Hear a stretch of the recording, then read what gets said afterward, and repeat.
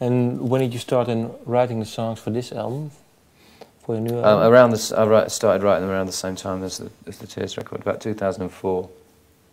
And I was kind of doing the two albums at the same time, or kind of starting to do it.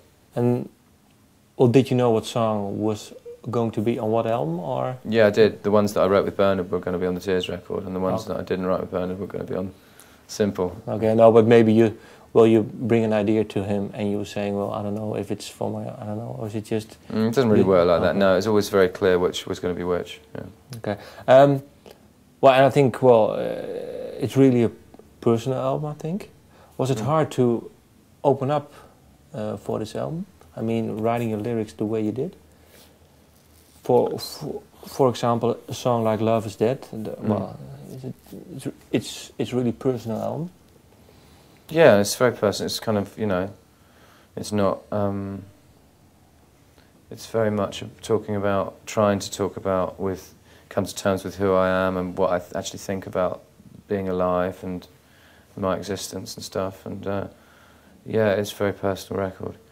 You know, I'm not kind of writing about other people. I'm sort of writing about myself. But I think, like, if you know, all good writing is basically universal. You know, if you write about something very, very personal, a specific little detail about your life, it can be relevant to millions of other people.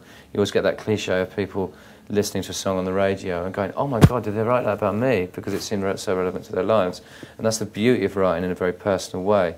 Because I'm writing about me, who is a human being, you know, it's relevant to other human beings. If I lived on Mars or something like that, you know what I mean, and I had green skin and was an alien, then my songs about myself wouldn't have any relevance to human beings. But I happen to be a human being. Do you know what I mean? It's kind of, it's like that. But yeah, it's you know, I'm proud of having written an album that's kind of quite a brave record to write. You know, there's songs on it that are quite intimate, you know, that are dealing with, you know, the last Song of My Father and the first song, Love Is Dead, are probably the two most intimate songs lyrically. And I'm kind of proud that I've been able to sort of accept that kind of responsibility as a writer and haven't hidden behind a kind of facade as a writer, that I've kind of taken off the mask and trying to show the inner workings of my psyche a little bit. I think that's an important step as a writer. Yeah, I think you've got to do that. Well, the songs I wrote down with some lyrics. Can I read them out, the lyrics? And maybe you can comment on them? Okay. Love is dead. Nothing ever goes right. Nothing really flows in my life. No one really cares if no one ever shares my bed. Is it all the time like this, or was it a period in your life? Well, Love Is Dead isn't really about any specific occurrences. You know, people will assume it's about the death of a relationship. It's not. It's sort of about, you know, it's about the kind of bleakness and loneliness of life, which everyone experiences, regardless of whether they're, you know, whether they're a member of a family or whether they're kind of, you know, in love or whatever, or whether they're completely on their own and they haven't had a relationship for 30 years.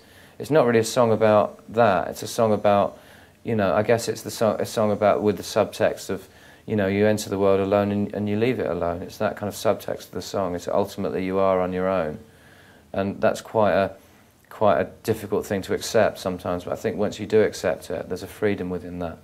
You know, it's like the whole kind of like Buddhist mentality of kind of realizing that once you accept that life is hardship and struggle, then you can kind of almost get on with enjoying life once you accept that. And you know, it's the struggle and the hardship that defines you, and that's what makes life a challenge. That's what makes life interesting.